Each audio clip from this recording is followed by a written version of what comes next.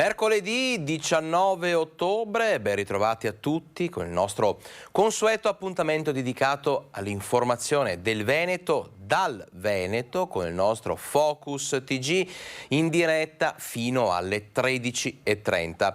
Oramai lo sapete perché siete in tanti a seguirci e di questo vi ringraziamo. Il nostro Focus TG è diviso in blocchi. La prima parte del nostro giornale è sempre dedicata alla cronaca, quindi tante notizie dal territorio, ma poi ci saranno come sempre gli immancabili collegamenti in diretta live con i nostri giornalisti dalle varie province del Veneto e poi i nostri approfondimenti, l'attualità, la voce dei cittadini e in chiusura tutte le notizie di colore, di costume, turismo, spettacolo e sport. Insomma, quindi un menù ricco e variegato anche oggi, ma partiamo, come vi dicevo, dalla cronaca che ci porta a Padova, in Piazza Duomo, ancora episodi di violenza e ne parleremo anche più avanti. Violenza raccontata in un video girato da un barista ferito nel mirino dei balordi negli attimi, insomma, prima e durante una pericolosa rissa. Vediamo. Guarda che ho già chiamato polizia e carabiniere.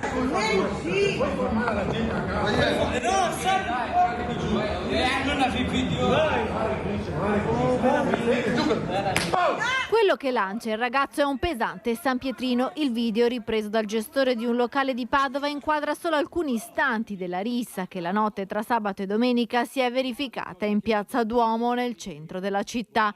Alessandro Mazzone, titolare del Sea Bar in via Dante, insieme a due dipendenti, stava caricando il suo furgone dopo aver terminato un servizio catering in un'abitazione che affaccia sulla piazza. Suo malgrado si è trovato in mezzo alla rissa. Questi due ragazzi che tengono in una mano, un ragazzo tiene una bottiglia, il collo di una bottiglia rotta, con il quale aveva già sfregiato precedentemente un altro ragazzo sempre in piazza, e l'altro ragazzo invece nell'altra mano ha invece un sasso coperto, nascosto, per cui cioè sono preparati tecnicamente, come dire. Questo sasso, che non era un sasso, era un San Pietrino, poi ce lo ha scagliato contro. Purtroppo, ci spiega il gestore del locale, non si tratta di un episodio isolato. La settimana prima uno sbandato era entrato nel suo bar e aveva sferrato un pugno ad un cliente. Ahimè, ci siamo dovuti attrezzare questa settimana passata con un buttafuori. Io ricordo i buttafuori negli anni 80, nelle discoteche, nei locali in cui c'erano 1000 persone, non nei locali che tengono 50-100 persone. E adesso parliamo ancora di criminalità, o meglio di illegalità, nel prossimo servizio. Corse clandestine con moto e scooter, denunciati 2 minorenni, sono gli organizzatori di una serie di eventi che venivano lanciati sui social nel prossimo servizio di Daniela Sizzia, le indagini dei carabinieri, gli ultimi aggiornamenti e tutti gli sviluppi. Sembra la sequenza di un film e invece la realtà. Una gara clandestina fra moto e scooter con motori elaborati con tanto di starter. A lato della strada centinaia di ragazzini, nessuna misura di sicurezza adottata. A far scattare le indagini lo scorso settembre la segnalazione di un cittadino che aveva notato un via vai di ciclomotori nella zona industriale di Valla di Riese. Immediatamente sono scattate le indagini sotto la direzione della Procura della Repubblica presso il Tribunale per i minorenni di Venezia, supportate anche da controlli sui social. L'attività poi si è sviluppata parallelamente al controllo anche attraverso il monitoraggio di gruppi di messaggistica istantanea locali tra giovanissimi che appunto diffondevano anche attraverso l'utilizzo di locandine queste iniziative. E così 3, 2, 1, via. E invece di partire, i protagonisti della gara si sono dovuti fermare davanti alle macchine dei carabinieri. Siamo intervenuti in occasione di 2 gare, quella appunto dell'11 di settembre scorso e un'altra il 13 febbraio che abbiamo interrotto in entrambe le occasioni l'esecuzione proprio anche per preservare l'incolumità dei partecipanti e degli spettatori. Al momento sono in corso accertamenti anche per verificare se anche nella vicina provincia di Vicenza sono state messe in atto iniziative analoghe. Identificati e denunciati in stato di libertà 2 minori, un 14enne ed un 16enne italiani, ritenuti i presunti promotori ed organizzatori delle gare di velocità attività con ciclomotori senza alcuna autorizzazione e vietate e sanzionate dal codice della strada. È stato fatto presente quello che potevano essere i pericoli a cui andavano incontro sia i partecipanti a bordo dei motocicli sia anche gli spettatori. Hanno compreso e ci hanno anzi aiutato ad intercettare, quindi impedire lo svolgimento di un'altra analoga manifestazione sempre nella zona industriale di Vallà di Riese, che era stata programmata per domenica scorsa 16 ottobre. I profili social che avevano creato per reclamizzare le gare sono stati chiusi. I militari hanno parlato anche con le famiglie dei due giovanissimi. Si sono dichiarati sorpresi e anche in maniera sincera hanno espresso il loro rammarico. Però ecco, abbiamo trovato sicuramente una opera di ausilio anche nell'interrompere questa attività e un sincero pentimento da parte anche dei due giovani coinvolti. Identificati anche durante le gare una decina di ragazzi in prevalenza poco più che maggiorenni, originari delle province di Treviso, Vicenza, Venezia e Padova. Intervenuti ieri sera i carabinieri a Spresiano a seguito di una lite tra stranieri, il prefetto convoca il comitato provinciale, vediamo tutto nel prossimo servizio. Lite in provincia di Treviso accaduta ieri sera verso le 21:30 in via Tiepolo a Spresiano, dove due stranieri di origine nordafricana presso il locale denominato Trillionaire hanno degenerato la discussione in una disputa che presto si è trasformata in uno scontro fisico dove uno dei due ha rimediato una bottigliata in testa. L'uomo, un 34enne di origini marocchine, è stato subito trasportato in ospedale ma non è in pericolo di vita. Sul posto sono giunte le pattuglie dei carabinieri e sono in corso le ricerche. Intanto, a seguito dei fatti criminosi avvenuti di recente, sentito il sindaco di Treviso, il prefetto ha convocato per domani una riunione del comitato provinciale per l'ordine e la sicurezza pubblica in città, dove sarà fatto un esame della situazione e la valutazione delle misure di prevenzione della criminalità in atto in questo periodo. Criminalità, risse e paura lungo le strade, per le strade, insomma, continuiamo a parlare di questo con un altro episodio che si è verificato, una rissa tra bande nella notte a Serravalle. Siamo in provincia di Treviso, si sono affrontati con un'accetta, con le mazze, è spuntato anche un forcone, due distinti gruppi di cittadini albanesi. Nel prossimo servizio il racconto di un testimone. Ho visto dei ragazzi qua che se ne stavano dando, così facevano una rissa e nulla, e ho mollato il cane dentro e sono andato lì in mezzo a dividerli. E poi avevano un forcone, poi avevano bastoni, macchina, insomma avevano sì delle armi. Tre fratelli albanesi residenti nel Vittoriese contro altri due sempre fratelli, anche loro albanesi ma residenti nel Coneglianese, tutti impiegati nel settore edile. Dovevano conoscersi bene ed avere diversi conti in sospeso. Si sono affrontati ieri sera qui in questa piazzetta all'ombra di decine di condomini. Parole prima, poi pugni, spintoni, alla fine i colpi. Avevano un'accetta, un forcone e delle mazze. A parlare è uno dei residenti della zona che ieri sera si trovava in questo bar. Era proprio all'ora di chiusura. Gianni Culmanelli ha cercato di intervenire ed ha strappato di mano il forcone ad uno dei ragazzi. E l'ho buttato sulla strada. C'erano ragazzi feriti? C'era questo ragazzo qua, aveva il volto pieno di sangue, sì, guarda, perché aveva preso botte, cazzotti, calci, così. Dopo le botte la fuga, i tre fratelli montano su una Mercedes, imboccano via Antonello da Serravalle, passano con il rosso, non rispettano nemmeno la precedenza, vanno a sbattere qui all'incrocio contro un'auto guidata da due donne anziane. Gli altri due scappano a bordo di una BMW e finiscono contro un'auto in sosta. I primi riportano diverse ferite e sono tutti ricoverati a Conegliano. I secondi sono stati identificati e rintracciati. Nell'abitazione di uno di loro i carabinieri hanno trovato 20 grammi di cocaina. Hanno tra i 20 e i 30 anni, sono stati denunciati per rissa, lesioni, quest'ultimo arrestato per droga. Per le due donne sono stati refertati 30 e 10 giorni di prognosi. Sul posto i carabinieri, oltre al forcone, hanno trovato anche una picozza e poi l'auto del papà dei tre fratelli di Vittorio Veneto con tutti i finestrini rotti. Le indagini sono nelle mani dei carabinieri della compagnia di Vittorio Veneto con il capitano Francesco Galante e gli uomini del nucleo operativo in costante raccordo con l'autorità giudiziaria. I carabinieri stanno indagando per capire se ci sono altre persone coinvolte volte. L'episodio, che vede coinvolti tutti stranieri impiegati nel settore dell'edilizia, è la fotocopia di quanto avvenuto in quartiere Fiera a Treviso mercoledì scorso. In quel caso un uomo di 52 anni è stato ucciso. E come detto, torniamo a Padova, ancora aggressioni, ancora violenza, ancora paura in centro. C'è andato di mezzo questa volta il primario di ginecologia dell'ospedale, un atto di violenza senza motivo. Aggredito con grande violenza senza motivo in centro a Padova. È quello che è capitato sabato sera al professor Roberto Tozzi, 51 anni, ordinario di ginecologia e ostetricia dell'Università di Padova e direttore della clinica ginecologica e ostetrica dell'azienda ospedaliera. Tozzi sabato sera era alla guida di un monopattino elettrico del comune quando è stato affiancato da un'auto tra via Trieste e via Berchet. I due a bordo lo hanno prima insultato e poi gli hanno tagliato la strada. Il passeggero gli ha sferrato un pugno in viso. Il professore ha raccontato di essere svenuto, mentre alcuni testimoni hanno visto che mentre era a terra veniva colpito da calci e pugni, tutte cose che non ricorda. Lo specialista ha subito un ricovero di 4 giorni nel reparto di chirurgia maxillofacciale e otorino per le gravissime lesioni al viso, per la frattura dell'osso zigomatico e una prognosi di 40 giorni. Sarebbe intanto stato identificato il suo aggressore, un giovane di origini albanesi che pare non avrebbe nulla a che fare con il medico.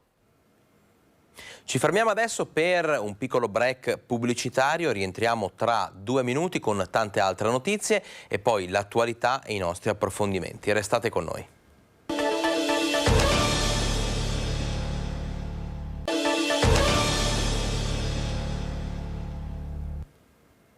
Ben ritrovati in diretta con Focus TG, continuiamo con la cronaca, ci spostiamo nel veneziano, precisamente a Portogruaro, perché grazie alla segnalazione di un attento cittadino la polizia è riuscita a sequestrare hashish poco distante da alcuni plessi scolastici. Durante un servizio di controllo del territorio mirato alla prevenzione e alla repressione dei reati in materia di stupefacenti nei plessi scolastici superiori del centro di Portogruaro, gli agenti della polizia hanno trovato e sequestrato 30 grammi di hashish e un bilancino di precisione.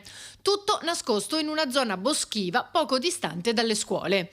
Partendo dal monitoraggio di una possibile attività di spaccio di stupefacenti a danno di giovanissimi compiuta da un cittadino che l'ha segnalato alla polizia, gli agenti sono riusciti a individuare il luogo dove veniva nascosta la droga, seguendo le mosse di alcuni giovani studenti. È stato poi identificato un particolare gruppetto di giovani, tra cui alcuni minorenni, tutti residenti nel porto gruarese, che sarebbero coinvolti nei fatti.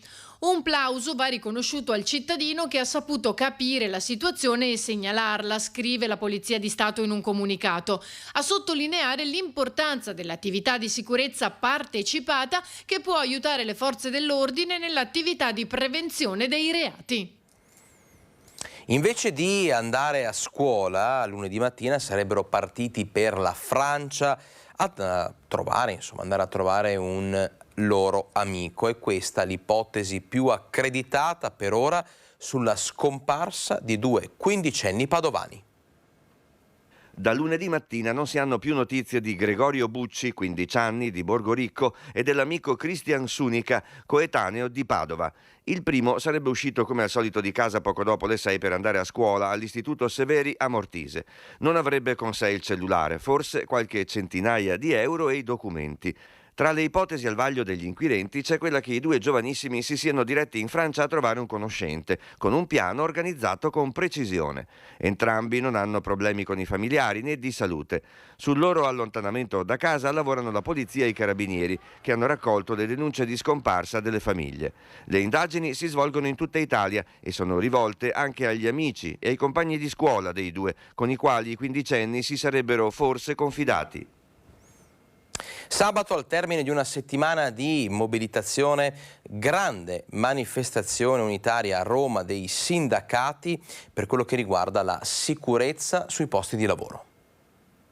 Stiamo svolgendo assemblee in tutti i luoghi di lavoro, ovviamente dove abbiamo la capienza per poter fare le assemblee, e soprattutto ci sarà la grande manifestazione sabato mattina a Roma unitaria proprio sul tema della sicurezza del lavoro, perché continua a rimanere un'emergenza, una grande, drammatica emergenza di questo paese che continua a contare 3 morti al giorno medi sul lavoro. Settimana di mobilitazione sul fronte sicurezza sul lavoro con i sindacati impegnati nelle aziende sabato insieme a Roma per la grande manifestazione unitaria, perché in Italia ancora troppo spesso si perde la vita sul luogo di lavoro. Nella Marca i dati parlano di incidenti mortali in diminuzione, ma dall'altra parte di un aumento del 30% degli infortuni nei primi 8 mesi del 2022 rispetto allo stesso periodo di un anno fa.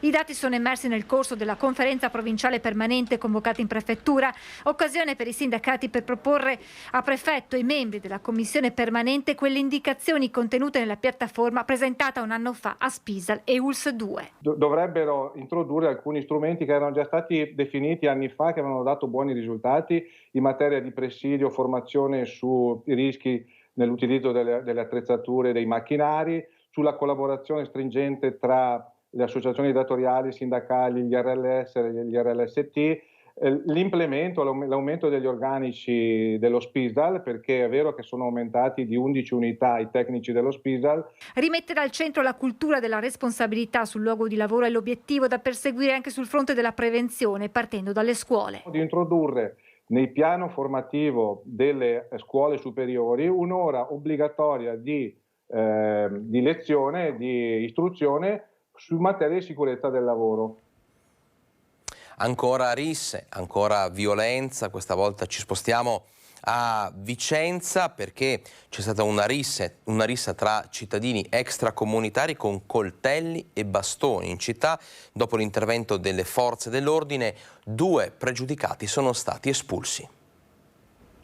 Una coppia di cittadini nigeriani pregiudicati e senza fissa dimora sono stati denunciati per ricettazione e nei loro confronti è stato emesso anche un decreto di allontanamento dal nostro paese con l'obbligo di adempierlo entro 7 giorni. A far attirare l'attenzione delle forze dell'ordine sui 2 soggetti i cittadini di via Gorizia che avevano allertato la centrale operativa del 113 segnalando una violenta lite in corso tra alcuni stranieri armati di bastoni e coltelli. L'allarme sociale e l'apprensione suscitata tra i residenti su quanto stava accadendo ha convinto gli operatori a fare intervenire la squadra volanti e una pattuglia di polizia locale già presente in zona. Una volta bloccata la rissa, nonostante la riottosità dei partecipanti, si è proceduto alla identificazione dei soggetti coinvolti. Tra questi 2 nigeriani di 26 e 40 anni, trovati in possesso di coltelli e bastoni, privi di documenti di identità, ma che attraverso le fotosegnalazioni e gli alias dichiarati risultavano entrambi con precedenti di polizia per rapina, spaccio di stupefacenti e resistenza a pubblico ufficiale. Per i 2 stranieri il questore ha infine deciso un provvedimento drastico che, se non verrà ottemperato nei termini previsti, comporterà l'accompagnamento coatto al loro paese d'origine. Vasta e importante operazione della Guardia di Finanza di Torino nel settore della cosiddetta vera pelle. 8 imprenditori denunciati per una frode da oltre 7 milioni di euro, sequestrati 300.000 articoli che appunto riporterebbero falsamente l'etichettatura Made in Italy, perquisizioni anche a Padova e Treviso. Operazione della Guardia di Finanza di Torino che tocca anche il Veneto. Sequestrati 300.000 articoli che riporterebbero una falsa etichettatura Made in Italy. Le indagini sono scattate quando settimane fa sono state notate sugli scaffali della grande distribuzione prodotti come calzature, sciarpe e cappelli presentati come Made in Italy. Indicazioni false perché i prodotti venivano da Ucraina, Cina, Turchia e Romania. I militari, infatti, hanno constatato che sulle confezioni fossero riportate indicazioni di provenienza sull'origine italiana, incorniciate inoltre da simbologie inequivocabili come le bandiere tricolori. Le indagini, coordinate dalla Procura della Repubblica presso il Tribunale di Torino, hanno portato i finanzieri nei depositi nelle province di Torino, Milano, Treviso, Padova, dove, con l'ausilio dei componenti e reparti territoriali del corpo, hanno eseguito l'ingente sequestro, impedendo così una maxi frode commerciale che avrebbe procurato un ingiusto profitto per oltre 7 milioni di euro. Tra gli articoli sequestrati anche centinaia di guanti riportanti il marchio Verapelle, prodotti però con materiali sintetici. 8 gli imprenditori denunciati all'autorità giudiziaria che dovranno rispondere del reato di frode in commercio. Ci spostiamo adesso a Cornedo Vicentino, pizzicato alla guida di un'automobile con la patente falsa. Per lui è scattata una multa di oltre 5.000 euro. È stato trovato alla guida in possesso di una patente falsa. Un cittadino straniero residente a Cornedo Vicentino è stato denunciato dai carabinieri per falsità materiale commessa da privato. I militari della stazione di Recoaro, durante un posto di controllo lungo la SP 246 in località Marchesini di Valdagno, hanno controllato una city car guidata dal soggetto. Alla richiesta dei militari di mostrare i documenti, l'uomo ha esibito come titolo di guida una patente polacca apparentemente rilasciatagli dalle autorità di quella nazione nel 2022. I militari, sulla base dell'analisi del documento, sono riusciti ad appurare la falsità dello stesso. I successivi approfondimenti hanno anche permesso di verificare che l'uomo non aveva mai conseguito la patente. All'uomo è stata elevata la sanzione amministrativa per un importo di 5.100 euro, oltre al fermo amministrativo per 3 mesi del mezzo. Dovrà rispondere di falsità materiale commessa da privato dinanzi all'autorità giudiziaria berica. Ci fermiamo adesso per un'altra piccola pausa pubblicitaria, rientriamo tra 2 minuti con ancora la cronaca, i nostri approfondimenti, insomma i nostri collegamenti. Tutto ancora da vedere e da discutere insieme a voi fino alle 13.30 fra poco.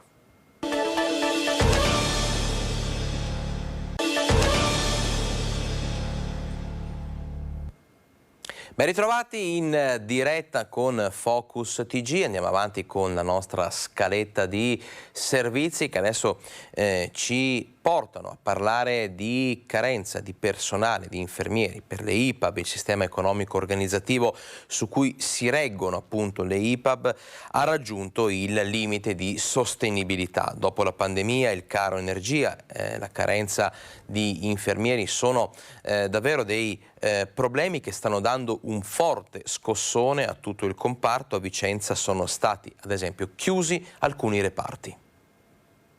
In questo momento la carenza di personale è una delle criticità che ha un duplice aspetto, sia a livello gestionale, perché vuol dire non avere gli standard assistenziali necessari ad assistere persone che sono ad oggi sempre più complesse da gestire e che richiedono un carico sia assistenziale che sanitario sempre maggiore. Dall'altro questo ha anche una ricaduta a livello economico, ad esempio IPAB di Vicenza deve tenere chiusi 2 reparti. La situazione in cui versa la principale istituzione di assistenza e beneficenza pubblica vicentina ad anziani disabili è drammatica. Se da una parte l'IPAB di Vicenza è alle prese di far quadrare i bilanci per provare a reggere l'urto micidiale del costo energetico, dall'altra è costretta a fronteggiare la mancanza cronica di personale infermieristico e OSS. Per riaprire i 2 reparti con 56 posti letto disponibili sarebbero necessari almeno 10 infermieri, ma nonostante i numerosi concorsi espletati per assunzioni di ruolo non si presentano candidati. Per garantire il minimo dei servizi, l'US Berica ha messo a disposizione 6 infermieri in suo comando, ma le prospettive di un ritorno alla normalità nel breve periodo non sono rassicuranti. Servirà inevitabilmente un deciso intervento mirato della politica e del governo. Il fabbisogno è crescente ed è costante e il timore è che con la fine dell'anno, se ULS per esempio dovesse togliere questi infermieri, ci troveremo nella difficoltà ulteriore di poter garantire l'assistenza e quindi dovremo addirittura pensare di chiudere altri reparti. Carenza di personale anche in procura di Treviso, perché continua lo stato di agitazione dei lavoratori a causa appunto della scarsità di personale. Nuovo incontro in prefettura tra le RSU della procura, i rappresentanti della CISL FP territoriale e i vertici della procura trevigiana. Nella procura di Treviso la pianta organica, il fabbisogno organico è di 42 persone attualmente e ce ne sono 28 di fatto, quindi c'è una scopertura del 30%. Numeri percentuali che hanno portato, dopo le proteste dello scorso maggio, alla proclamazione di un nuovo stato di agitazione dei lavoratori. Questa mattina un incontro in prefettura a Treviso fra la RSU della procura, i rappresentanti della CISL FP territoriale e i vertici della procura trevigiana. Eravamo qui a maggio al tentativo di conciliazione che è fallito, siamo tornati perché nel frattempo è caduto il governo, ci sono state delle elezioni, quindi adesso noi abbiamo rinnovato lo stato di agitazione, perché è nostra intenzione, quando si formerà il nuovo governo, avremo un nuovo interlocutore, cercare di costruire una interlocuzione costruttiva per portare quindi a Roma il problema della carenza di personale qui a Treviso. Nuovo interlocutore quindi, che risponde al nome di nuovo governo, e la richiesta da parte dei rappresentanti dei lavoratori è chiara. Il problema principale è quello della pianta organica. La pianta organica degli uffici giudiziari di Treviso e del Veneto in generale vanno riviste, perché risalgono ad un'epoca, ad un periodo in cui il Veneto era una società prevalentemente agricola e quindi non aveva il contenzioso giudiziario che ha oggi una moderna società industrializzata, locomotiva d'Italia. Quindi rivedere le piante organiche significa che poi, quando il Ministero fa concorsi, qui arriva più personale e quindi il problema si ridimensiona. Voltiamo adesso pagina, parliamo sia di agricoltura che di economia che di gusto, di tavola, perché l'olio della Pedemontana costerà un po' di più a causa del rincaro dei costi energetici, ma anche insomma delle materie prime e di materie come vetro e latta, ma il raccolto è stato comunque importante e il prodotto resta di altissimo livello. L'oro verde della Pedemontana costerà di più. Inevitabilmente l'olio infatti ha subito un aumento dei costi in tutte le fasi della produzione e questo, seppur in maniera contenuta, si ripercuoterà sul prezzo finale per il consumatore. A dirlo è Davide Crestani, presidente della cooperativa pedemontana del Grappa. A incidere sul prezzo, oltre il caro bollette, anche la difficoltà nel reperire materie prime come il vetro e la latta. E ovviamente poi il caro energetico, questo è una cosa che ci casca sul collo proprio, e quindi abbiamo dovuto lavorare sia in termini di prezzo, quindi a dover aumentare anche noi un po' i prezzi. Su questo ci siamo allineati anche con l'altra cooperativa, la Monte Asolone, in modo da poter dare a tutti gli associati nostri e loro un prezzo equo. E poi abbiamo lavorato sul cercare di accentrare la produzione, quindi gli impianti, di favorire le macine piene in modo di andare a cercare di ottimizzare i costi. Ma com'è andato il raccolto? Qui finalmente arrivano le buone notizie. Abbiamo iniziato venerdì con le prime macine. Ovviamente la stagione è stata impegnativa per quanto riguarda la campagna, in quanto, come abbiamo visto tutti, il periodo siccitoso da giugno fino praticamente a settembre ha contribuito a far cascolare molte olive e quindi a far perdere buona parte della produzione.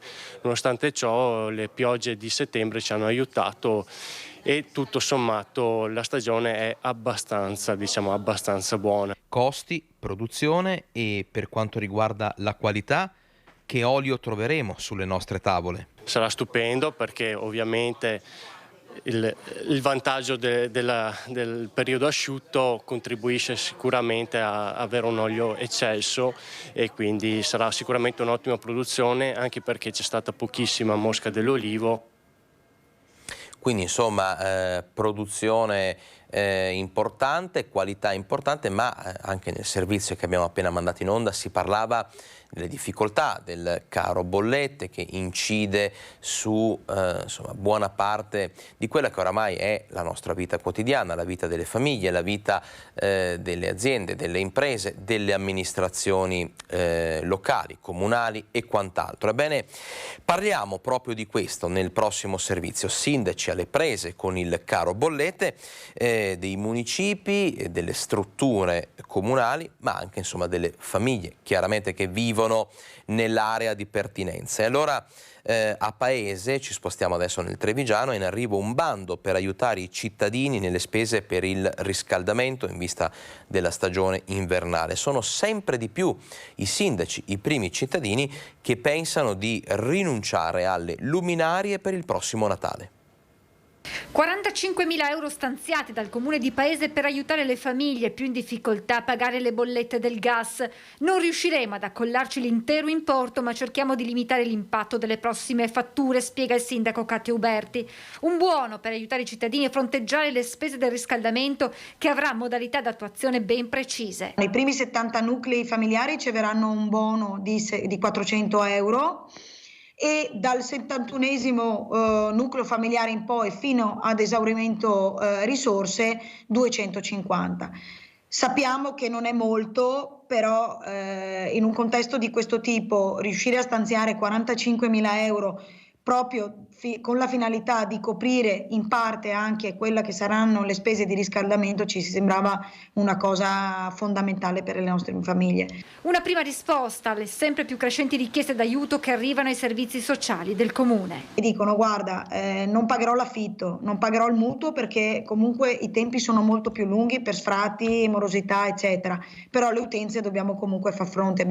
Una situazione che rischia di aggravarsi nel periodo invernale per aziende e famiglie, con i sindaci che tentano di stare accanto ai propri concittadini tagliando laddove è possibile le spese comunali. E così anche le luminarie natalizie diventano un lusso a cui rinunciare in un momento come questo. A Breda fino allo scorso anno le luci venivano noleggiate per queste festività, ammette il sindaco Mosele. Non ce la sentiamo di affrontare una simile spesa. L'anno scorso sono stati stanziati 5.000 euro.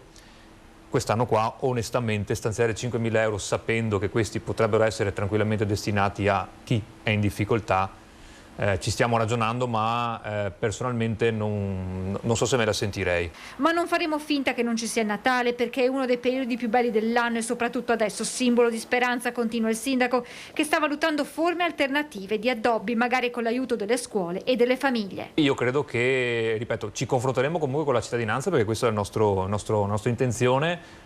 Credo che si possano trovare delle soluzioni alternative con comunque addobbi ad alberi, addobbi in generale, e cercando di non impattare su quelli che sono i costi.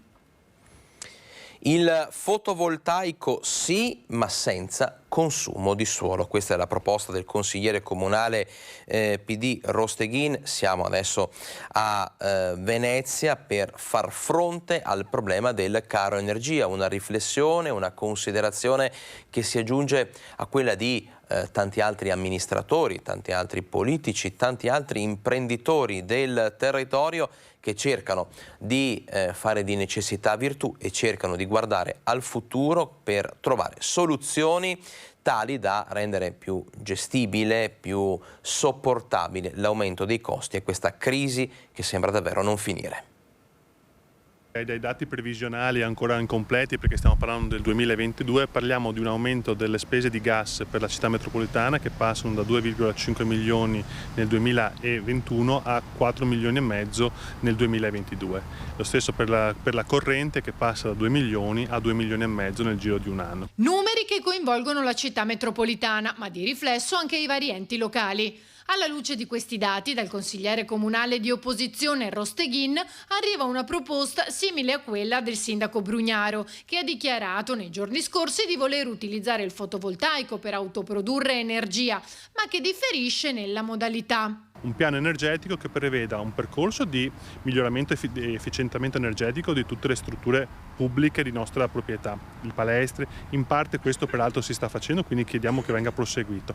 Chiediamo che vengano messi pannelli fotovoltaici dove tecnicamente è possibile. Sappiamo per esempio che nella Venezia insulare questo è ovviamente più complesso, quindi dove tecnicamente è possibile di poterli mettere in tutte le strutture della città metropolitana e facilitare anche i comuni che vogliono avviare un percorso di efficientamento o di predisposizione di pannelli fotovoltaici. Siamo per esempio invece contrari al posizionamento di pannelli fotovoltaici su aree verdi coltivate o comunque su fondi non urbanizzati, perché questo aumenterebbe ancora una volta il consumo di suolo. Ma se da una parte i comuni cercano di fare quanto possibile, dall'altra viene chiamato in causa ancora una volta il governo. Che il governo in carica, che verrà a sediarsi fra poco, che in questi giorni proverà a costruire un nuovo governo, dia un'attenzione forte agli enti locali. Gli enti locali da soli non ce la fanno, città metropolitana, enti locali, comuni piccoli e grandi da soli non sono in grado di affrontare questo caro bollette, quindi bisogna assolutamente che vengano messe delle risorse.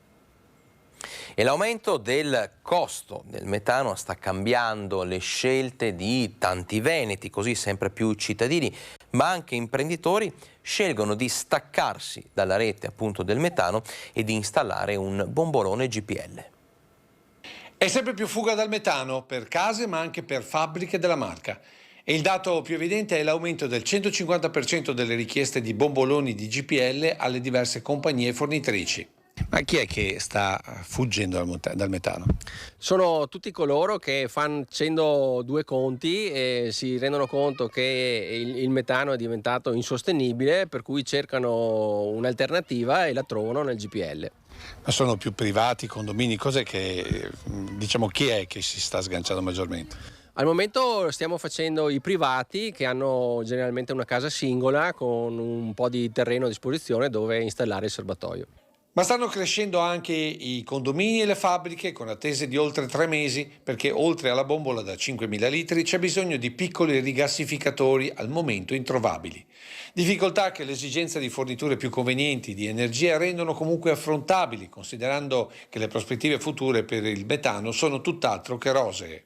Il serbatoio viene fornito in comodato gratuito, così anche la linea del gas. Resta a carico del cliente il collegamento tra la linea del gas GPL e la caldaia. È un piccolo tubo generalmente lungo un paio di metri, è un lavoro che deve essere fatto dal caldaista del cliente. Senta, ma secondo lei continuerà così, visto che voi lavorate sull'energia, oppure il metano tornerà ad essere conveniente? Ma dicono che questa situazione qui andrà avanti per i prossimi 3-4 anni, dopodiché non si sa cosa potrà succedere, però tornare ai livelli precedenti mi risulta ben difficile portando a casa il gas con le navi dall'America.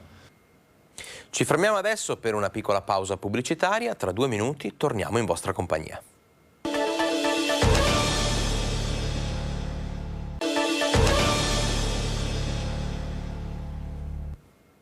Ben ritrovati in diretta con Focus TG, sono da poco passate le 12:45, questo vuol dire che abbiamo scavallato la metà del nostro telegiornale odierno, quindi altri 45 minuti in vostra compagnia. Fino alle 13:30 abbiamo tante cose da dire e da vedere insieme, continuiamo a parlare del filone che in qualche modo lega economia, crisi economica, mondo del lavoro e portafoglio delle famiglie, perché l'inflazione è in continua crescita, a Padova sfiora il 9,8%.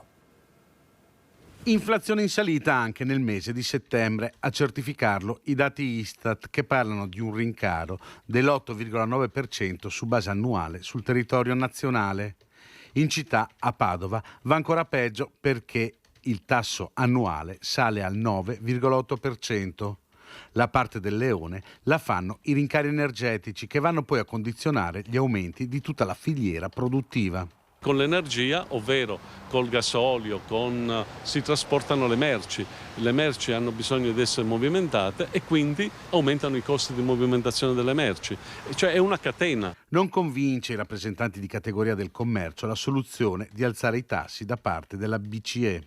Quello che mi preoccupa in questo momento, francamente, è il rimedio, che è un rimedio, come dire, da un punto di vista tecnico corretto. Cioè io aumento i tassi di interesse per cui vado in qualche modo a disincentivare l'inflazione. Però qui il problema non è un'inflazione legata, come abbiamo visto, nel passato legata alla crescita per consumo o per speculazione.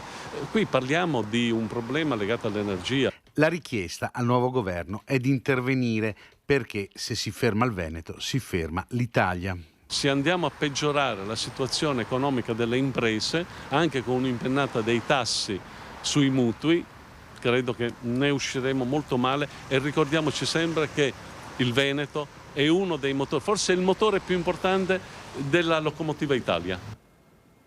L'inflazione, spinta dal caro energia, chiaramente mette in difficoltà anche gli artigiani che si trovano costretti a fare ricorso sempre più spesso alla cassa integrazione. Se non si riesce a contenere il costo dell'aumento del gas, l'aumento dell'energia elettrica, l'artigiano a un certo punto ahimè è costretto a chiudere. Evoca lo scenario peggiore il presidente di CNA, Luca Montagnin.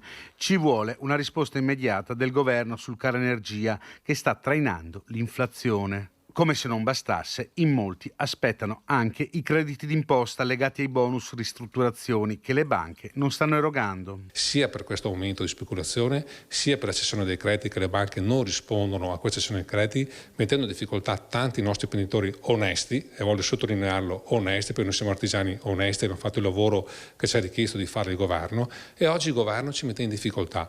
Abbiamo imprese che se non riusciranno a cedere i crediti falliranno, chiuderanno, e poi il tessuto proprio nostro economico artigiano diventerà sempre meno. Tra le soluzioni che vengono adottate per ridurre i costi da parte degli artigiani, anche la cassa integrazione. Hanno chiesto e stanno chiedendo la cassa integrazione per ridurre magari i giorni lavorativi settimanalmente, per contenere i costi, e magari quelle imprese invece che sono con 2 o 3 dipendenti o 2 dipendenti e collaboratore dice oggi mi arrangio io, stai a casa. Questo è quello che gli artigiani stanno facendo, pur con la consapevolezza che da buon padre di famiglia sanno che lasciare a casa le persone in cassa integrazione o dirgli oggi prendo un giorno di ferie vuol dire minor soldi in tasca al proprio collaboratore.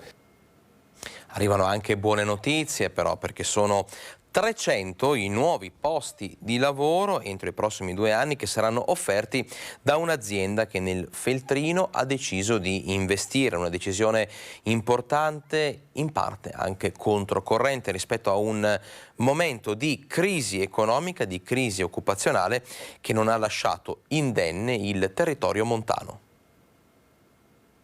Nuovo stabilimento e nuovi posti di lavoro, 300 per la precisione, disponibili entro i prossimi 2 anni nella zona industriale di Villa Paiera a Feltre. La scelta è della Clivet, che ha investito molto negli ultimi decenni nel territorio bellunese, soprattutto in termini di risorse umane. Dovremmo reperire molte risorse umane, prima di tutto nel territorio evidentemente, che andranno formate. Collaboriamo anche con le scuole, le università locali proprio per attrarre i migliori talenti. Dovremmo costruire sia le infrastrutture ricettive, ma auspichiamo anche in un'adesione del territorio dell'economia locale per proprio facilitare l'attrazione di forza lavoro. Una decisione accolta con un sospiro di sollievo dalle parti sociali e dal mondo politico che in questi anni hanno affrontato le grosse crisi aziendali in Valbelluna e nel Longaronese. Tra le novità, un nuovo modo di pensare il lavoro al femminile, costruendo percorsi dedicati. Quest'anno abbiamo aperto una linea con orario sempre part-time, proprio per facilitare la coesione e la gestione della vita familiare. Parliamo adesso di smog, ambiente, qualità dell'aria, quindi voltiamo pagina rispetto alle tematiche di economia e lavoro. Ieri a Vicenza è scattato il livello arancione con limitazioni più severe alla circolazione. Smog, la solita moda. A Vicenza è scattato il livello arancione, stop ai veicoli privati a benzina Euro 2 ma anche ai diesel Euro 5, vale a dire a macchine immatricolate fino al 2014, 8 anni fa. È quanto stabilisce l'accordo di programma per la qualità dell'aria nel bacino padano, firmato anche dalla Regione Veneto. Ora, in tempi di crisi economica ed energetica, con le bollette di fuoco che si stanno abbattendo sulle famiglie, fermargli pure l'automobile seminuova diventa discutibile, tanto più se si considera che i benefici ambientali, il lockdown insegna, sarebbero minimi. Durante il lockdown abbiamo commissionato un'analisi che ha dimostrato che con tutto il traffico fermo la riduzione del PM10 è poco meno del 10%, quindi serve veramente a niente. Capito? Serve veramente a niente. Parola dell'assessore all'ambiente di Vicenza. Insomma, se l'obiettivo è creare disagi ai cittadini e caricare le limitazioni del traffico sulle spalle dei meno abbienti che non possono cambiare l'auto ogni anno, allora il risultato è assicurato. Se invece si tratta di ottenere effetti concreti sull'inquinamento, allora i risultati sono poco incoraggianti. L'ambiente invece merita provvedimenti efficaci, una battaglia che non può e non deve essere solo ideologica, ma deve partire da presupposti oggettivi. Siccome evidentemente prendere provvedimenti coraggiosi sull'ambiente, investire davvero è difficile, allora si calano dall'alto queste ordinanze no smog che però sappiamo non sono la soluzione del problema, ma purtroppo i comuni non possono esentarsi. Allerta arancione anche a Treviso. Siamo in una situazione allerta arancione, ARPAV ci ha comunicato questa situazione, noi ne prendiamo atto, chiaramente abbiamo fatto un'ordinanza, il sindaco ha fatto un'ordinanza per quello che riguarda lo spostamento dei mezzi e adesso aspettiamo di tornare in allerta verde. Scattata a Treviso la zona di allerta 1 arancio prevista dalle misure anti-smog quando il livello di PM10 registra una concentrazione superiore a 50 microgrammi per metro cubo 4 giorni consecutivamente e con la nuova soglia scattano anche le restrizioni alla circolazione. Verranno inseriti nell'ordinanza anche i mezzi Euro 5 per quello che riguarda il diesel e Euro 4 sono già attivi per quello che riguarda i mezzi commerciali. È chiaro che uno deve andare sul sito del comune, esiste tutta una serie di deroghe legate a quello che è la circolazione e quindi ognuno deve andare a vedere se trova la deroga corrispondente alla sua esigenza, altrimenti non può utilizzare la macchina. Complici degli sforamenti e le condizioni meteorologiche di un ottobre che sa di primavera. È legato molto alla bassa piovosità, non piove molto, quindi l'inquinamento dell'aria tende a salire e anche alla bassa ventosità. Tra 3 giorni ARPAV effettuerà nuovi rilevamenti. Se la situazione sarà migliorata si tornerà al livello verde. Da Treviso adesso ci spostiamo a Marostica per una segnalazione di degrado che arriva da parte di una cittadina, ratti davanti alla sua casa, e così una nostra telespettatrice ci ha chiamato perché esasperata, stanca, non ne può più. Una situazione ingestibile e insostenibile. Così una nostra telespettatrice ha deciso di chiamare Rete Veneta per segnalare la presenza di ratti davanti casa.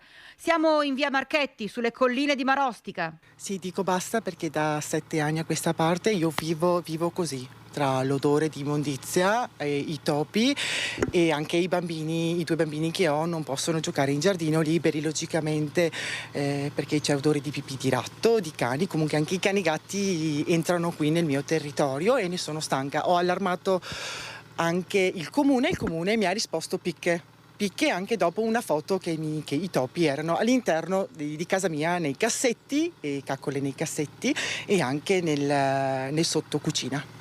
Lei tra l'altro ha detto stavo pulendo il bagno e mi sono trovata una sorpresa.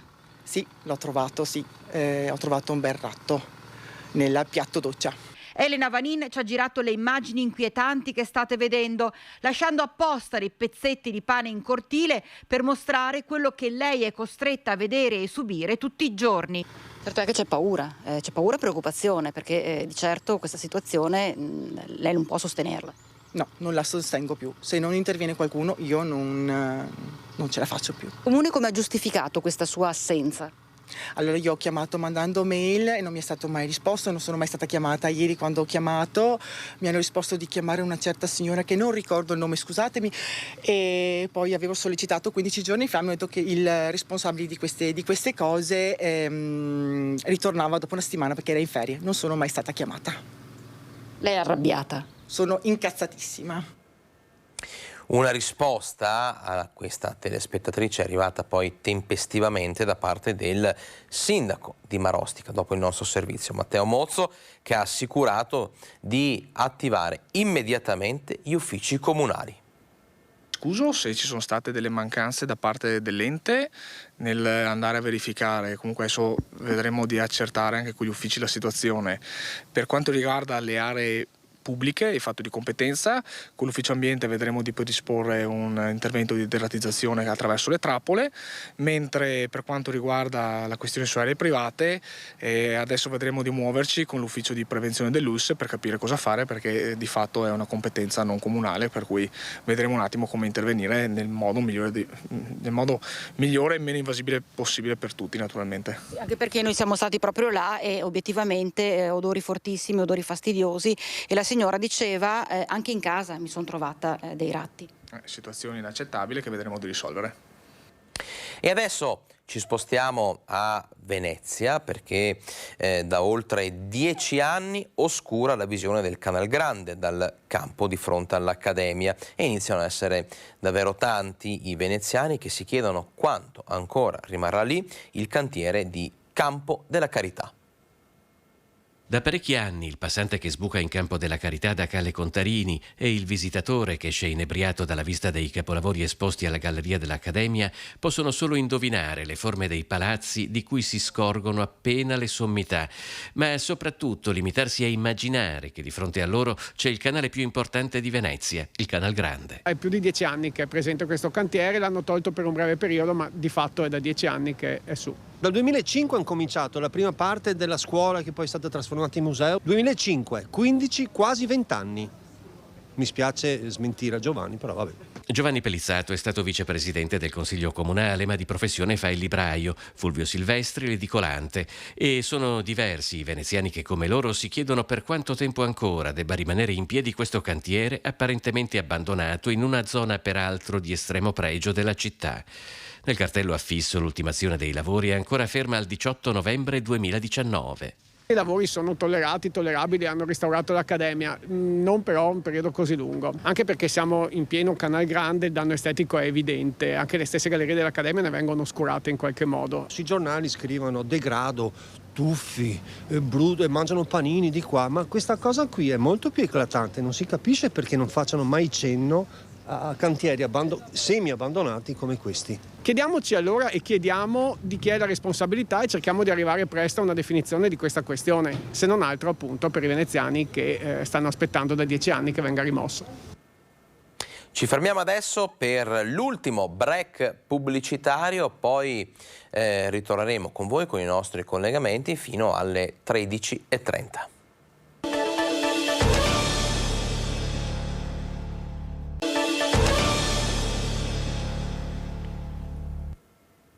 Ben ritrovati in diretta con Focus TG, andiamo avanti con i nostri servizi in attesa di collegarci con Guido Barbato per parlare di scuole sicure, ma insomma sarà lui stesso a darci gli ultimi aggiornamenti di un protocollo che servirà proprio a garantire più sicurezza agli studenti per quello che riguarda tematiche come ad esempio lo spaccio fuori all'esterno delle strutture scolastiche, di alcune strutture scolastiche. Noi però adesso parliamo di vaccino, parliamo di salute, parliamo di Covid, perché crescono i casi di Covid in vista dell'aumento che insomma è prevedibile fra l'autunno e i primi mesi invernali. La Regione raccomanda i richiami vaccinali.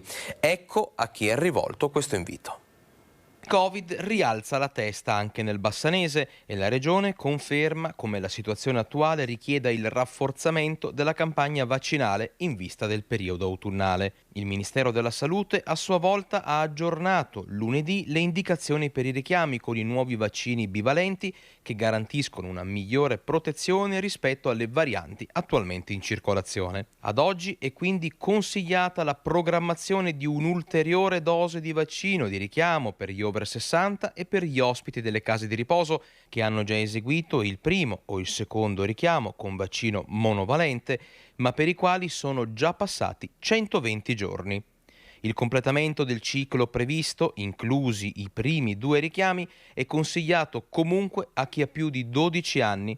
Per i soggetti che hanno avuto un'infezione recente è perciò raccomandato il richiamo, ma devono essere trascorsi almeno 4 mesi dal test positivo. Il richiamo è fortemente raccomandato soprattutto per i soggetti fragili con malattie croniche e tale raccomandazione è rivolta a tutti in vista dei mesi più freddi in cui si starà di più negli ambienti chiusi insieme ad altre persone. Il vaccino anti-Covid e il vaccino anti-influenzale, fanno sapere dalla Regione, possono essere somministrati in sicurezza nello stesso appuntamento per proteggersi da subito contro entrambi i virus circolanti. E a proposito di Covid, diamo una rapida lettura a quello che è il bollettino odierno, la fotografia odierna che ci racconta l'andamento dell'epidemia nella nostra regione. Sono 5.709 i nuovi casi di Covid registrati nelle ultime 24 ore in Veneto, in discesa rispetto ai giorni precedenti, che portano comunque il totale da inizio pandemia a oltre 2.375.000 casi. Ci sono anche purtroppo 12 vittime e il totale, anche qui da inizio pandemia, sale a 15.602.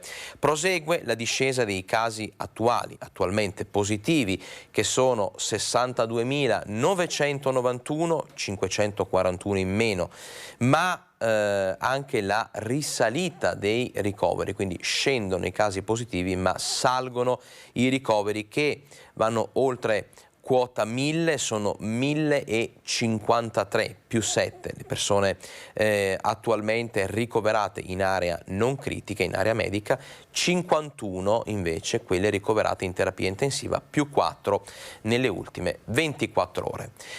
Lasciamo da parte il discorso Covid, salute e sanità, apriamo per un attimo la pagina politica per dare voce proprio a voi telespettatori, perché insomma il nuovo governo sta prendendo forma, la politica nazionale si sta delineando, ma i politici veneti saranno rappresentati in Parlamento, avranno la possibilità di essere protagonisti? Lo abbiamo chiesto ai cittadini.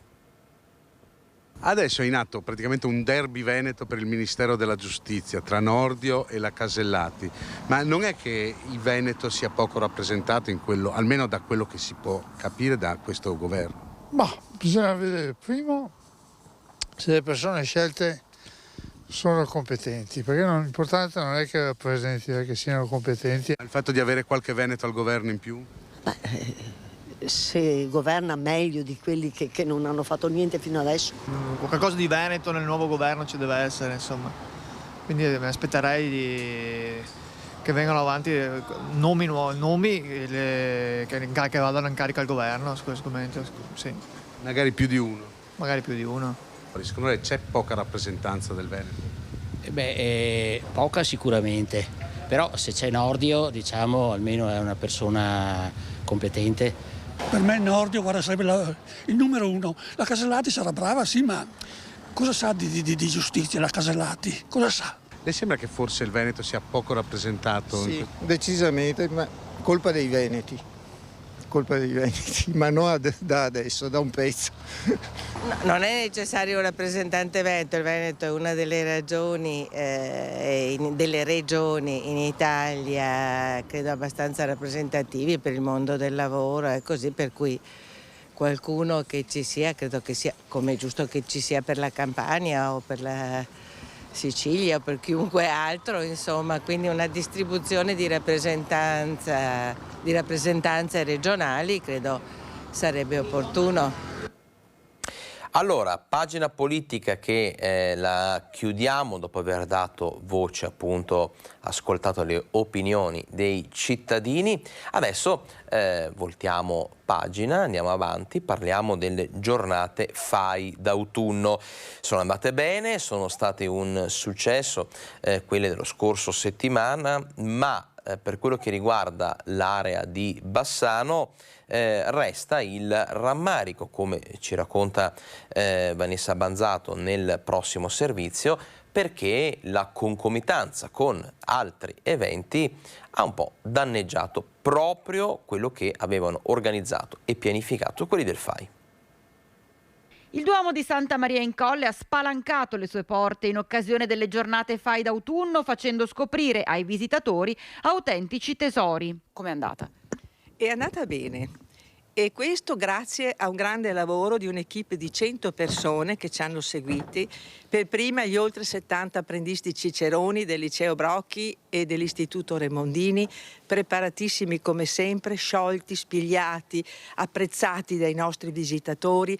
Poi devo ringraziare intanto Don Andrea che ci ha aperto le porte, perché è stato lui l'anima di tutta questa organizzazione. Questa chiesa è un museo, ha 9 grandi altari, tutti con artisti famosi, un presbiterio a tre altari, e soprattutto questa parte del tesoro che noi siamo riusciti a mettere finalmente fuori, con in ultima, arrivato proprio all'ultimo momento, il reliquiario di San Bassiano. Chiudo ringraziando Rete Veneta perché da anni ci segue sempre in questi nostri eventi e l'informazione è basilare in questi eventi perché la gente viene a conoscenza e anche per la sua vicinanza e interesse alla nostra cultura. Tutto bene, anche se un punto nero c'è stato, perché la manifestazione ciclistica di domenica ha penalizzato e molto l'evento FAI.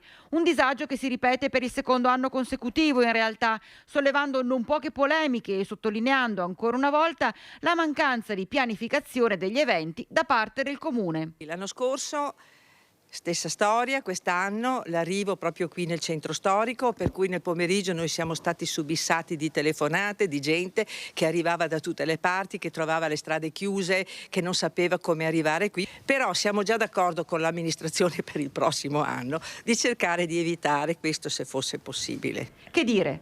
Vedremo. Altri eventi, altre manifestazioni, altri appuntamenti importanti. La giornata delle Ville Venete, il 22 e il 23 ottobre, un lungo weekend per scoprire e vivere le antiche residenze sparse tra tutto il nostro territorio.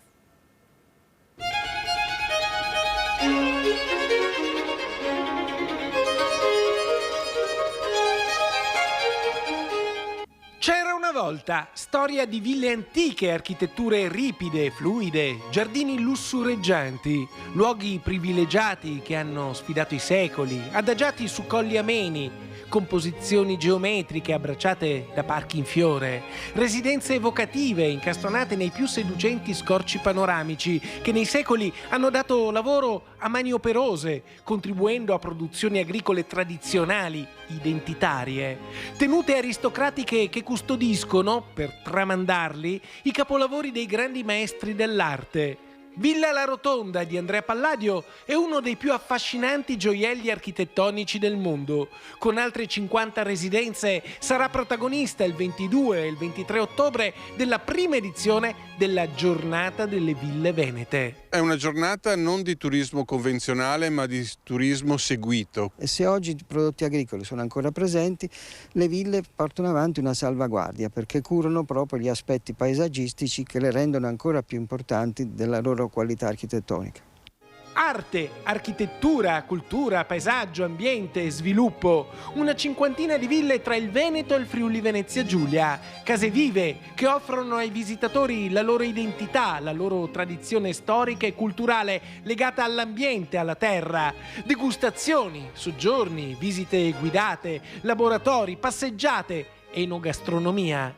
C'è qualcosa da offrire e a tutti, alla famiglia, l'aspetto verde, green, sostenibile, l'aspetto patrimoniale, culturale di queste ville e naturalmente tutto quello che è l'aspetto delle eccellenze agroalimentari e della sostenibilità.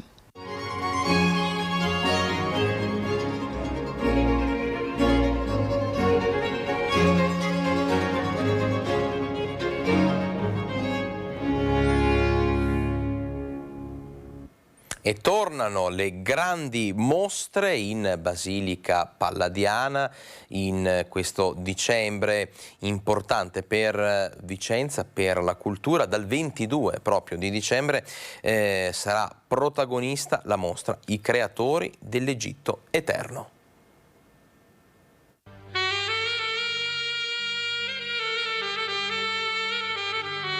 I creatori dell'Egitto eterno. Scribi, artigiani, operai al servizio del faraone. C'è una linea nascosta che unisce Tebe, Torino, Parigi a Vicenza.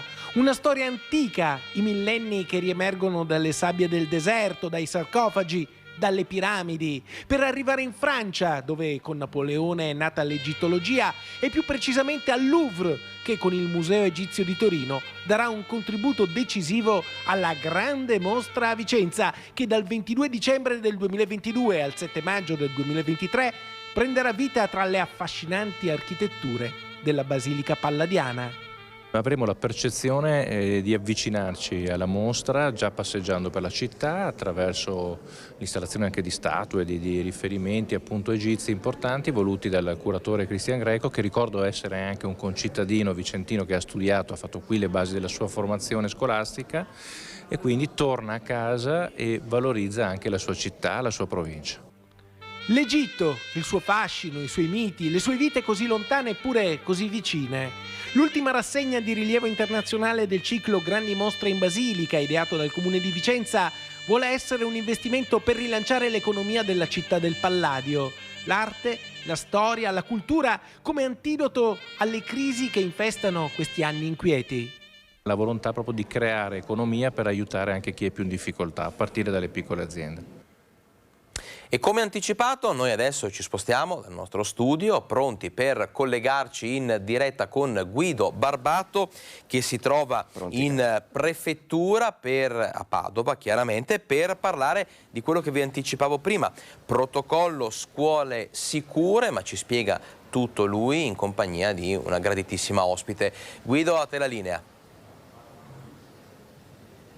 Buongiorno Alex, buongiorno a tutti. Come detto siamo in compagnia del sindaco di Campo San Piero Katia Maccarrone. Il progetto Scuole Sicure del Ministero dell'Interno mira a contrastare lo spaccio e la diffusione delle droghe nei pressi in particolare degli istituti scolastici. Sono arrivati da Roma in provincia di Padova 115.000 euro circa, suddivisi tra 9 comuni sia dell'Alta che della Bassa, una media di contributo intorno ai 12.500-13.000 euro per comune. Poi andremo a vedere, perché il prefetto ha spiegato come i comuni intendono spendere questo contributo, investire questi contributi. Nel caso specifico di Campo San Piero, sindaco Maccarrone, come proverete, perché la guerra allo spaccio è continua, si vincono ogni tanto qualche battaglia, ma non si vincerà probabilmente mai questa guerra. Ma insomma, andando al locale, come pensate di investire il contributo che è arrivato a Campo San Piero?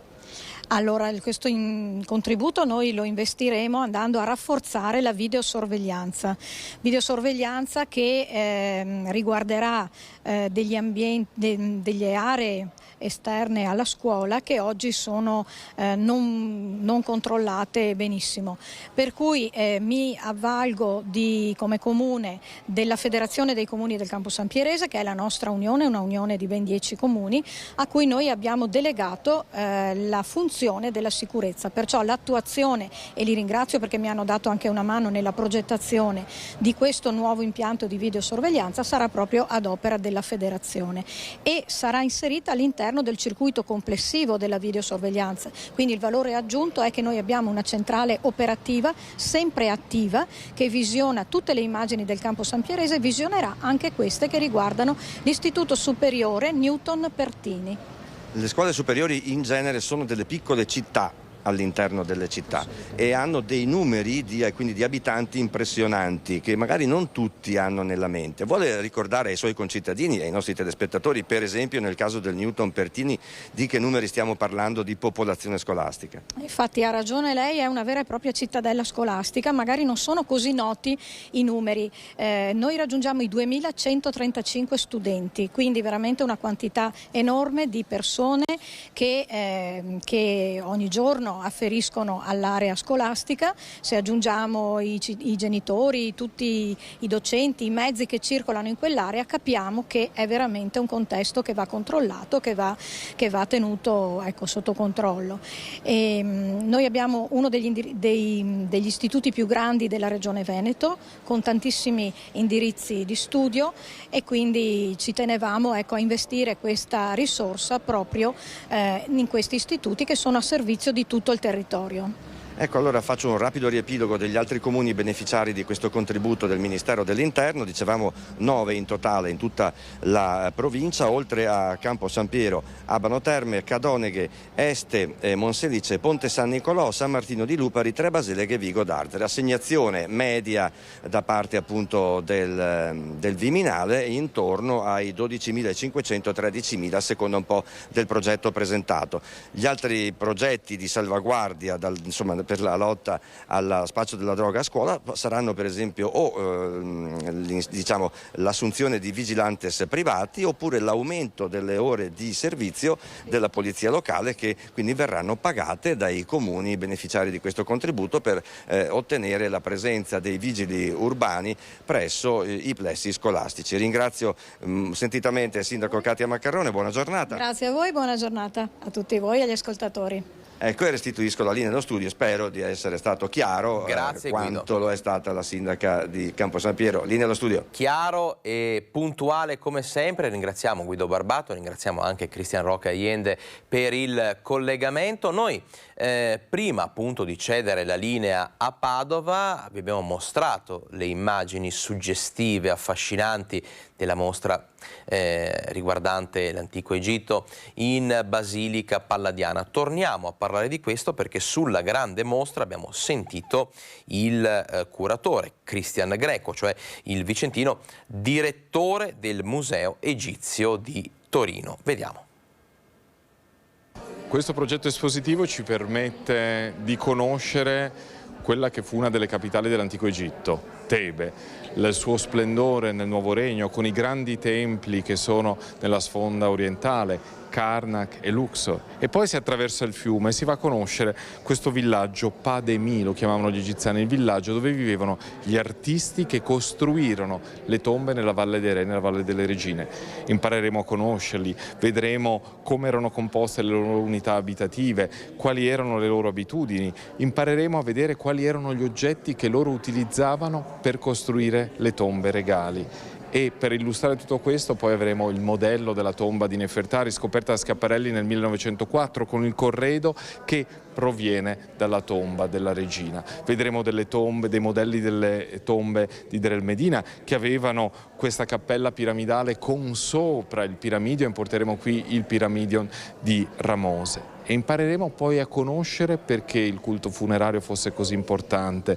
Il sarcofago che diventava l'elemento di trasformazione trasformava il defunto in trasfigurato che poteva vivere nell'aldilà, e quindi l'esposizione dei sarcofagi, esposizione dei resti umani, per finire anche con un'installazione multimediale su Butte Amone, quindi la fine del villaggio di Deir el-Medina. Cambiamo argomento, tempo di transumanza sul Monte Grappa, chiudono le malghe, è il momento anche di fare il bilancio di un'estate molto difficile per allevatori e produttori. Signori,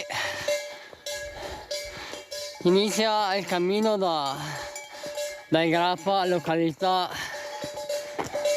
Colberetta, in direzione a Romano Dezzelino, in un appezzamento di terra, pascolo di casa. E ormai siamo volti al termine di questa stagione monticatoria 2022. Tempo di transumanza anche sul massiccio del Grappa, da dove uomini e animali partono in questi giorni di ottobre avanzato per tornare a casa. Il nostro amico Egidio Bergamo ci racconta con le immagini la discesa verso Romano Dezzelino, dove la Mandria e la famiglia riposeranno fino al ritorno della bella stagione. L'autunno e l'inverno serviranno anche per fare i conti, per ripensare a un'estate eccezionalmente siccitosa e alle difficoltà che stanno colpendo il mondo dell'allevamento e della filiera lattiero-casearia. Per adesso però c'è solo da far festa per il rientro dall'alpeggio.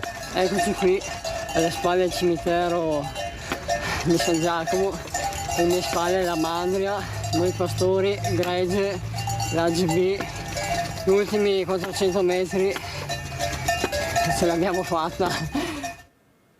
Nel prossimo servizio parliamo della fiera di Arsego, una delle manifestazioni più antiche del territorio.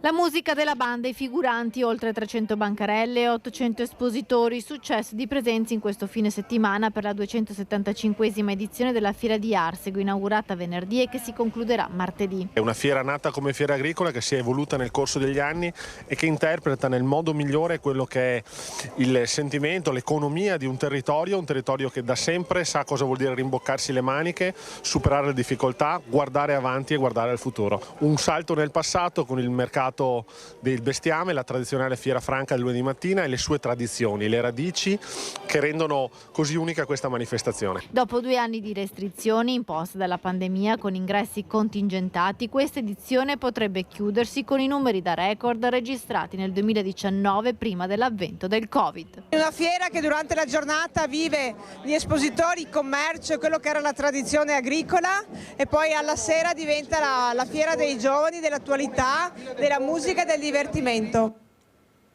Diplomi per le loro opere sul campanile di San Marco, poi un tour in barca, giornata di festa per i bambini delle elementari che hanno partecipato alle iniziative dedicate ai 120 anni dal crollo del Paron de Casa.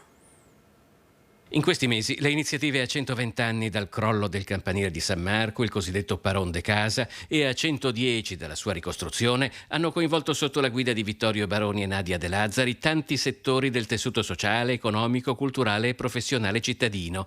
Ma probabilmente nessuno di questi è puntato verso il futuro come quello che ha reso protagonisti gli alunni di 9 scuole primarie del comune che si sono sfidate nella realizzazione di campanili di San Marco in miniatura, alti circa 2 metri, e mosaici con i pezzettini del Paron de Casa crollato nel 1902.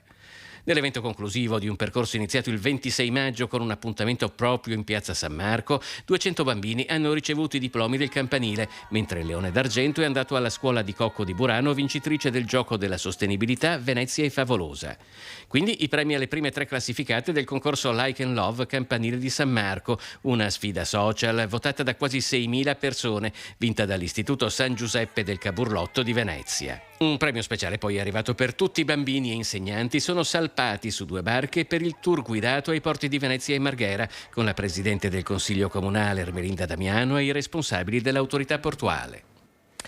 Le polemiche ambientaliste seguite ai concerti che Jovanotti ha portato in giro per tante spiagge italiane hanno fatto sì che gli organizzatori poi chiamassero in soccorso Veneto Agricoltura per ripristinare i siti alla loro naturalità. Vediamo. Il Veneto in soccorso di Jovanotti per il ripristino delle spiagge dopo il passaggio dei suoi beach party. Veneto Agricoltura contattata per intervenire in particolare sulle coste del Tirreno. E come Veneto Agricoltura voi siete stati contattati dagli organizzatori dei Jova Beach Party perché?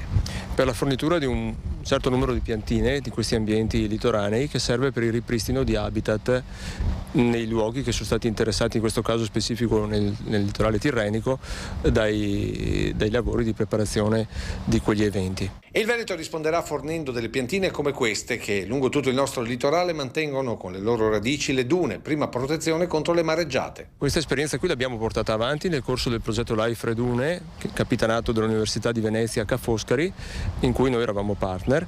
Il Life Redune si è concluso da pochissimo e ha comportato la messa a dimora di 151.000 piante che noi abbiamo prodotto lungo tutto questo litorale, quindi da Punta Sabbioni fino a Punta Tagliamento. Un'esperienza pubblicata che ha richiamato subito l'interesse dello staff di Jovanotti, nel mirino degli ambientalisti per aver stravolto le spiagge a seguito dei beach party. Loro hanno chiesto a noi alcune piante e che quelle piante svolgono queste funzioni.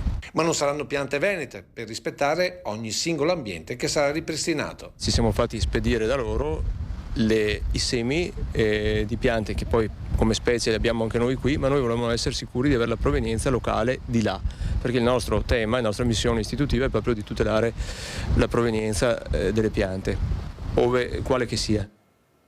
È tutto per questa edizione di Focus TG. Ringrazio dalla regia Alessandro Costacurta, ringrazio tutti voi che avete scelto anche oggi l'informazione di Rete Veneta. Vi do appuntamento domani puntuali alle 12.